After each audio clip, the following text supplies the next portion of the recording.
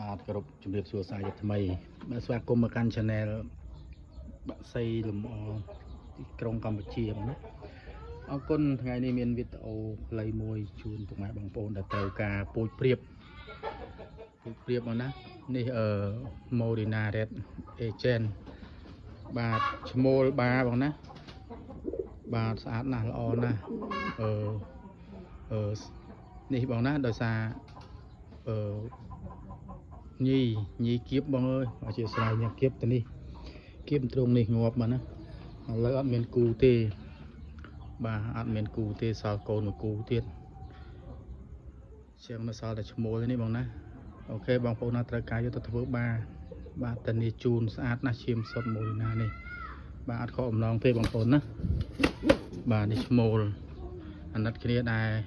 ញីដៃគូគ្នាក៏គៀបស្លាប់ទៅខ្ញុំមកទៅធ្វើការយកឃើញសញ្ញាចិត្តឥឡូវចង់ចែកពូជនេះទៅដល់បងប្អូនដែលខ្វះឈ្មោលបងតម្លៃតែ$30ទេបងណាបាទអាចផ្ញើជូនពុកម៉ែបងប្អូនគ្រប់បណ្ដាខេត្តទាំងអស់នេះគូផ្សេងនេះគូគេផ្សេងមកណាអញ្ចឹងនេះបងពុកម៉ែបងប្អូនខ្វះឈ្មោលនៅតែឯងអាណិតណាសតខ្វះឈ្មោលបងណាអាចតាក់ទងមកខ្ញុំបានបាទខ្ញុំនឹងដាក់លេខទូរស័ព្ទ Telegram នៅលើ Channel YouTube នឹងតែម្ដងអរគុណមកពុកម៉ែបងប្អូនមកស្រឡាញ់ត្រូវការអាចឆាតសួរបានបងណា